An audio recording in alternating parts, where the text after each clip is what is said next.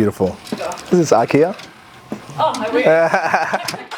I love peppermint tea. I do. Nettle was actually my first choice though, but I do love peppermint as well. That's what I'm drinking now.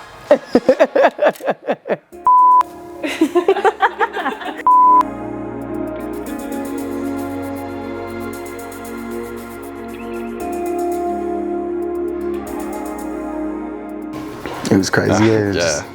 Like, yes. Unbelievable, I actually. think we just like received the email and I just was like, whoa. I'm like, Yeah. sent it to all the boys. Yes. Nathan usually sends it through, do you want to do this gig? And he didn't even ask us, he just sent it. He's like, we're doing this one. This is straight they're away. here on this date. I was so excited when I found out I was in the Vivid lineup. I've obviously heard about Vivid for a really long time. I know what Vivid is, I've always wanted to go to Vivid, but I've just never really had the chance. I live in far north Queensland, so it's a bit of a trek to come down here sometimes, but I was, super excited to be a part of the lineup and super excited to be playing on the opening night. It's very vulnerable. Very vulnerable, very energetic, bold, but more vulnerable. You get more, that is my most vulnerable state, vulnerable expression of myself is through music. Describing my sound is always a very hard thing to answer. I think over the years I've evolved and changed as you do when you get older. My first album was very folk driven. My second album I really wanted to get away from that and I made this really synth poppy album and I think I've gone back to stripping it back to kind of where I started. I feel like I'm in a happy medium of that pop, indie, sometimes folk, and I think I'm kind of going back to my country roots a little bit, like they're just kind of sprinkled all through. That's the hardest question we ever get. We should know by now, 4 years in.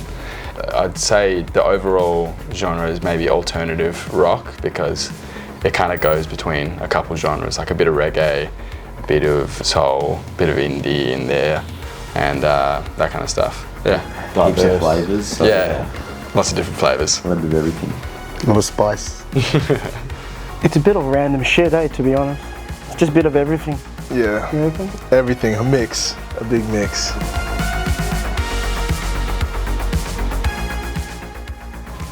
We're definitely into a lot of different stuff. A lot of We all different grew stuff. up in different places and Like different reggae. influences. Yeah. A lot of reggae, a lot of, what would you say, Josie? Mixture. Yeah, a mixture of stuff. I went to rock music, like English kind of stuff. That's where my heritage is. Like we all got heaps of like different cultures and stuff like that. So yeah. And all intertwines, that's why we never have a set sound, you know, we love to experiment and all of our kind of vibes, and I think it's really cool because it just opens up our mind and then we get a larger fan base of people who actually appreciate the music, so that's cool. I like Busta Rhymes, he's like a legend. Like, I don't know, just this guy loves Pharrell. Yeah, I love Pharrell, fashion and music. Pharrell's like the GOAT for me. Love Young Thug. I love Young Lean, who's performing like an hour after us. I love that guy. He's the best. Your environment it's gonna, influence you, it's gonna leak in anyway. So I feel like it does. I'm not sure how, in what way, but I'm sure probably if like a lot of people are like, oh yeah, you do have like these metallic sounds you use, and I'm like, it's not intentional though. I'm not like, hey, I work at the steel mill, let's use steel sounds. That's not, no. Some of my biggest inspirations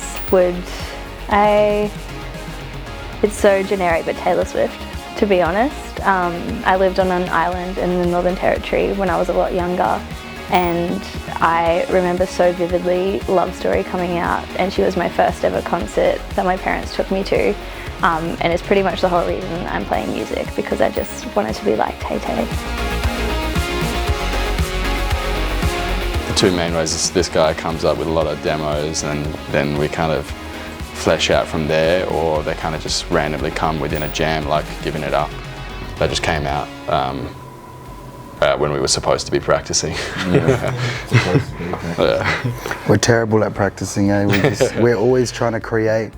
We're always jamming in practice and never actually playing the songs. Yeah, that's good though, it works out. Yeah. My songwriting process is quite different depending on if I'm writing with other people or not. If it's just me by myself, I'll always write the chords first, and then I'll like mumble melodies and stuff, and then I'll write the lyrics. Lyrics are the hardest part for me. Sometimes just having a conversation with somebody, or a movie scene that had nothing. Most people just think it's dance, and it's like, no, it's not always dance. Sometimes it's the way when you see a person's humanity, it can make you create. Yeah, there are some moments I'm absolutely not supposed to create. Yeah, I'm not supposed to, because my cup is probably overflowed and it has to empty so I can fill it back up. Yeah, for sure. So I think that's why people have creative blocks, because you're overflowing now. So you need to walk away from it to empty your cup so you can fill it back up. Yeah. Free Souls. Free The Souls, boys that were yeah. bringing out Free Souls are the best. Yeah. Jordan, yeah. George and King. They're going crazy. Or Coterie, the boys from back home in Perth. They're bloody killing it at the moment.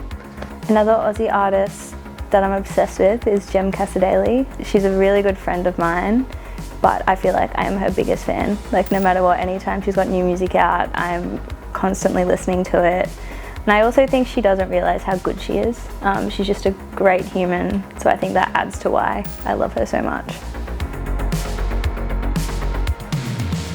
I think the special thing about performing here at the Opera House is when you think of Australia, you think of Sydney, and then you think of the Opera House and the Harbour Bridge and everything. But I feel like it's such a beautiful place here, and to be able to come and perform in even one of the theatres here, I think is just such a special moment, and I really don't take it lightly. I think like when you're younger and you think about performing and big stages and everything, the Opera House is definitely up there. No matter where you're playing within the Opera House, I think it's such an incredible opportunity. Yeah, it's crazy. It's just like the national landmark of Australia, you know? It's crazy that, especially artists like us, like underground dudes, to perform here is like crazy. Who let them in there? So. Yeah. Yeah, I don't know if any other And being underground like the rappers. first time being at Opera House, I think that's pretty cool. Yeah, even just for us as a personal experience, but yeah. It's gonna be crazy even for our crowd. I don't think like a lot of them probably haven't even been in the Opera House too, so it'll be good for everyone. It'll be fun. It's a very honorary moment. Truthfully, no matter how big, I have a saying, and I apply the rule to this. All of these are practice moments. I don't care how big the stage is. They're all practice moments. Sometimes they're great moments. Sometimes you feel like you could do better. Sometimes you think you failed, but you're really learning. The only guarantee in life is there is no guarantee. So when I get these moments, I'm very grateful. Oh, it's surreal, eh? It's like crazy. starting off as mates and just jamming in the shed, and now having this opportunity to play at such an iconic landmark in Oz. It's surreal. So we're just keen to have a good night and put on the show for everyone. Bucket list for sure. Yeah, it feels so tick, quick man. for a bucket list. I've been playing for like 4 years, as you say, and Yeah. already Opera House. That's pretty Yeah, it's pretty special. crazy. Take it. We'll take it.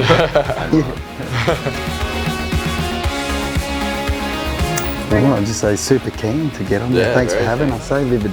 Yeah, cheers. It's gonna be killer. Son. Awesome. That's awesome. Thank you. Thanks, guys. Thank you. That was fun. I think that was sound check, eh? Thank you all. So what do we do now? I'm talking to the camera like, I'm about to go get some drumsticks.